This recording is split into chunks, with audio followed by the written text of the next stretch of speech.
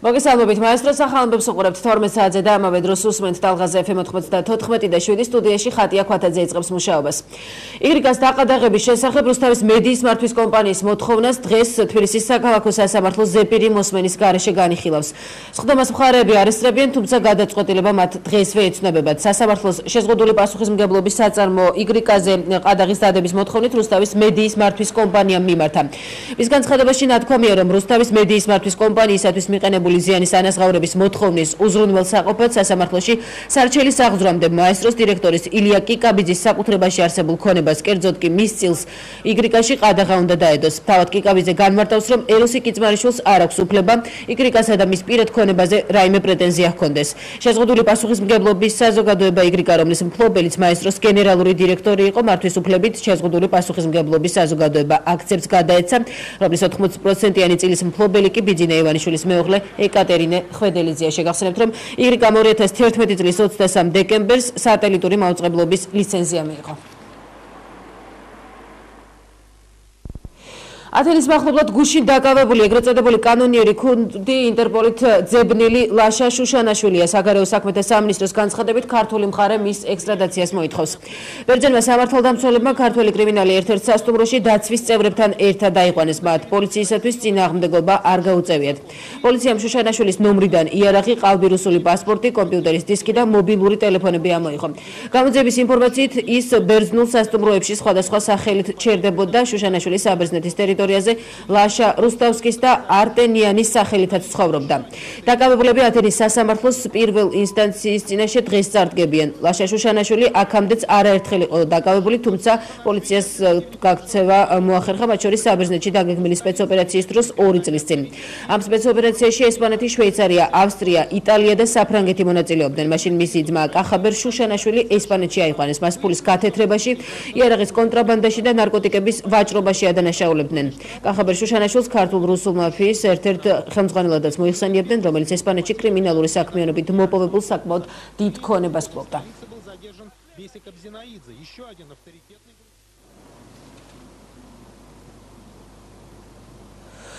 ადრიატიკის ზღვაში თურქული ტანკერის აფეთქების დროს დაღუპული ქართველი მეზღვაურის 22 წლის ბექა ურუშაძის საქართველოში გამოსვენების თარიღი დღეს უნდა გაირკვეს. მალხაზ ლაზიშვილის სამძებრო სამუშაოები კი უშედეგოდ დასრულდა.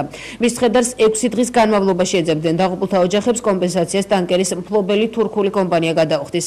შეგახსენებთ, რომ შემთხვევა ადრიატიკის ზღვაში 16 იანვარს მოხდა. ქართველ მეზღვაურებთან ერთად ხომალდის აზერბაიჯანელი კაპიტანის დაიღუპა.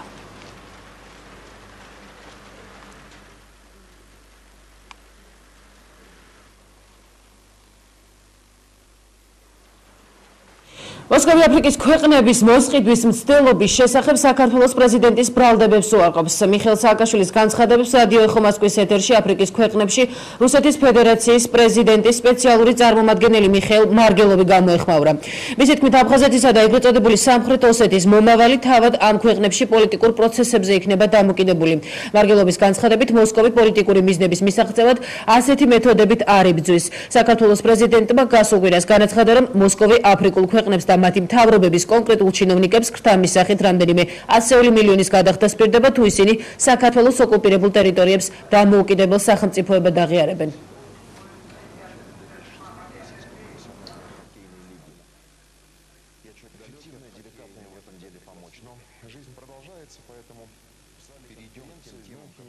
საქართველოს საგარეო საქმეთა სამინისტრო ევროსაბჭოს საპარლამენტო ასამბლეის სესიაზე გრიგოლ ვაშაძის სიტყვით გამოშლის შესახებ საუბრობს. მინისტრის მოადგილის ინფორმაციით, ვაშაძე საქართველოში მიმდინარე რეფორმების, ევროსაბჭოს წინაშე ნაკისრი ვალდებულებებისა და საქართველოს ოკუპირებული ტერიტორიების შესახებ ისაუბრებს. ზამთრის სესია დღეს გაიხსნება და 27 იანვარს დასრულდება. ევროსაბჭოს საპარლამენტო ასამბლეა რუსეთის სახელმწიფო სათათბიროს არჩევნების საკითხსაც განიხილავს. ამის შესახებ ასამბლეის ოფიციალური ვებგვერდი იუწყება.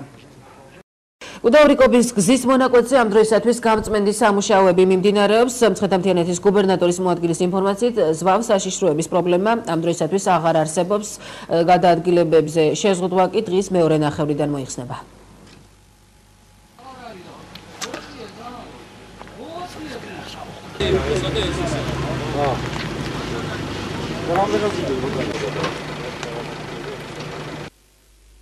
Avşam savaşı da getirilirse გუშინ თითქმის მივედით იქამდე რომ დასრულიყო, მაგრამ შემდეგ ტექნიკამ თუნა ეხლა მოგზავნეთ ტექნიკა კიდევ და ალბათ ბოლომდე გაიხსნა. ეს არის ჩამოსული ზოები, რომელიც ძალიან დიდი ზოებია და კეთილით სამუშაო ამიტომა და არ არის ისეთი რომ ზოთაიშროება მოიხსნა, აცილობრივ Actually, იქნება საღამოს 6 საათიდან 12 საათამდე მე დაიკეთება შუადღის დასწრების ზოთაიშროება იქნება და მე ისო გაიცნობ. ეს საღამოს გასული იქნება და ყველგან არის ენერგია, ყველგან არის გაზი, აბსოლუტურად შეფეთება არის. საქართველოს პრეზიდენტი ლაგოდეხში არქიმედეს კლინიკას ესტუმრა, ახალშობილები მოინახულა, მათ საჩუქრები გადასცა და მოგვიანებით მათთან და მათ მშობლებთან ერთად ფოტოც გადაიღო. არქიმედეს კლინიკა 3 დეკემბერს გაიხსნა.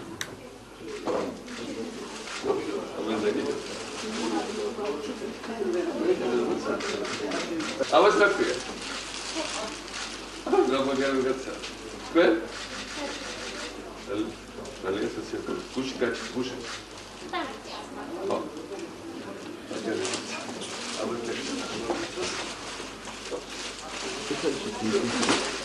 Авось такое. Я возьму. Да, როგორ გავუხსენიეთ თვალები და როგორ უკვე ჩამოყალიბებ პირველად.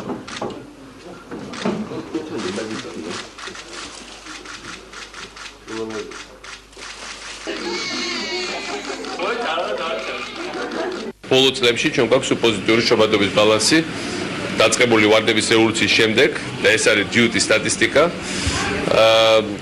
მაგრამ ნახეთ როგორია ეს საავადმყოფო, ეს არის ერთ-ერთი ყველაზე პატარა საავადმყოფო. და ძალიან ბევრი პაციენტი მოდის. ამიტომ ახლა როცა ამბობენ რომ აი ძველი საავადმყოფოები დაიხურა და ახლები იხსნება და ძველები უფრო დიდი იყო თითქოს და ძველები იყო აღარ იყო. და ძველ საავადმყოფოში პაციენტები უკვე აღარ დადიოდნენ. და საერთოდ უაზროდ იდგა ექიმებსაც არანაირი პრაქტიკა არ ჰქონდათ. რას არ იგონებენ ხან ერთ სისულელეს ხან მეორეს რომ აპარატურა დააქვთ აქეთ-იქითო რაღაცა სახიობების აწვენენ პაციენტების ნაცვლად და იმას ახვედრებენ რომ სააკაშოხსო თვითონ ამის ეთქო ხალხს ეს ხალხი ვინც ამას ლაპარაკობს რა ვიცი რატო წინთ ასე რომ საავადმყოფოები იხსნება საერთოდ რატო წინთ ამ სფეროში პროგრესი პირიქით ეს ყველასთვის არის New Hospitalsა და კლინიკის გენერალურ მენეჯერ რაინერ რაშს შორის კი ურთიერთთანამშრომლობის მემორანდუმი გაფორმდა. 18 თვის განმავლობაში გერმანელი სპეციალისტი, რომელიც ევროპის არაერთ კლინიკასთან თანამშრომლობდა, New Hospitals ნიკა ოქრიაშვილთან ერთად უხელმძღვანელებს. დოკუმენტს ხელი კლინიკაში მოეწერა ცერემონიაში ჯანდაცვის მინისტრიც ესწრებოდა. New Hospitalsში იმედოვნებენ, რომ გერმანული მენეჯმენტის შემოსვლით სამედიცინო მომსახურება ევროპულ სტანდარტს კიდევ უფრო დაუახლოვდება. ჩვენი მიზანი ერთ-ერთი მიზანი გერმანული სტანდარტის ჰოსპიტალის მშენებლობისა არის ის რომ ჩვენს მოქალაქეებს ადგილზე აქ ჰქონდეთ ზუსტად იგივე ხარისხის მომსახურების მიღების საშუალება რაც მათ აქვთ დასავლეთ ევროპაში მე ვეცდები ყველაფერი გავაკეთო იმისათვის რომ New Hospitals იყოს პირველი საავადმყოფო საქართველოში ძალიან მაღალი ხარისხის დონით. ამ კლინიკას გააჩნია კარგი აღჭურვილობა და აპარატურა. ყავს ძალიან კარგი და გამოცდილი ექიმები. ჩემი ფუნქციაა ამ ყველაფერს გავუკეთო ორგანიზება, რათა მოხდეს კლინიკის ფუნქციონირება გერმანული სტანდარტებით. კარგ ჯანდაცვას სჭირდება კარგი კლინიკები, კარგი კლინიკა ეს არის არამხოლოდ დაზღვეული მოქალაქე, ეს არის პირველ რიგში კვალიფიციური მომსახურება, კვალიფიციური პერსონალი და ამავე დროს სასწავარია სწორი მართვა ჰოსპიტალის დღევანდელი ჩვენი შეხვედრა ეძღვნება იმას რომ სწორედ ევროპელი სპეციალისტი ჩაუდგება გერმანელი სპეციალისტს აქ დიდი გამოცდილება საავადმყოფოების მართვისას ეს არის ახალი მენეჯმენტი კლინიკისთვის რომელიც ბუნებრივია მსგავს კლინიკას ნამდვილად სჭირდება